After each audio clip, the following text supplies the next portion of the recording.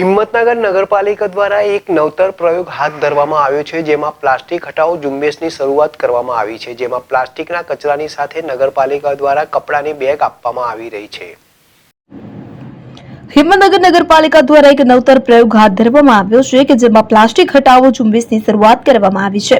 હિંમતનગર શહેરને પ્લાસ્ટિક મુક્ત બનાવવા માટે હિંમતનગર નગરપાલિકા દ્વારા શહેરમાં પ્લાસ્ટિક હટાવવા અને લોકોને આકર્ષિત કરવા પાલિકા દ્વારા પ્લાસ્ટિકની થેલી, પ્લાસ્ટિકની બોટલો તેમજ પ્લાસ્ટિકના રમકડા જેવું વેસ્ટ એકત્ર કરવામાં આવી રહ્યું છે કે જે અંતર્ગત નગરપાલિકાને જે કચરો આપવામાં આવે તેની સામે પ્લાસ્ટિકની બેગ આપવામાં આવી રહી છે।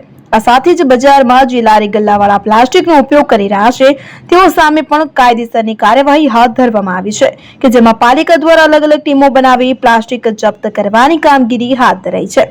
અત્યાર સુધી 350 કિલો જેટલો પ્લાસ્ટિકનો જથ્થો જપ્ત કરેલ છે તો 12,000 થી વધુનો દંડ પણ કરવામાં આવ્યો છે। તો પ્લાસ્ટિકનો ઉપયોગ ટાળવા માટે લોકોને સલાહ પણ અપાઈ છે।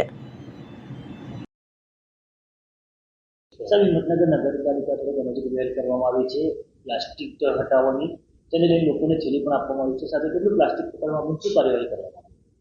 હિંમતનગર નગરપાલિકા દ્વારા અત્યારે સેનિટેશન વિભાગની અલગ અલગ ટીમો બનાવી અને તમામ ટીમોને ફિલ્ડમાં પ્લાસ્ટિક જપ્ત કરવા માટે મૂકવામાં આવ્યો છે। એના સંદર્ભમાં 2 દિવસ અગાઉ નગરપાલિકાએ આશરે 350 કેજી જેટલું પ્લાસ્ટિક જપ્ત કર્યું છે અને 12,000 રૂપિયા જેવું વિવિધ ઇસમોને દંડ કરેલ છે। આ કાર્યવાહી આગળ પણ ચાલુ રાખવામાં આવશે।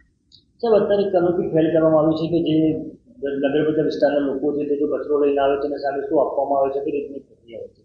એમાં એ પ્રકારનું છે કે લોકો જાગૃત થાય એ માટે મહત્તમ લોકોને આમાં પાર્ટિસિપેટ કર્યા છે। જે પણ ગૃહિણીઓ પોતાના ઘરેથી જેટલા પ્રમાણમાં પ્લાસ્ટિક આપશે એના સંદર્ભમાં એમને પ્લાસ્ટિકની જગ્યાએ એક કાપડની બેગ આપવામાં આવશે અને એમને એ રીતે આપણે જાગૃત કર્યા છે કે એ કાપડની બેગ લઈને જ પોતે પોતાનું સામાન લેવા બજારમાં જાય। શાકભાજી છે કે બીજો અન્ય કોઈ પણ સામાન લાવો છે તો એ કાપડની બેગમાં લાવે તો કાપડની બેગ થકી પ્લાસ્ટિકનો ઉપયોગ ધીરે ધીરે ઓછો થાય અને આખું શહેર પ્લાસ્ટિક મુક્ત થાય।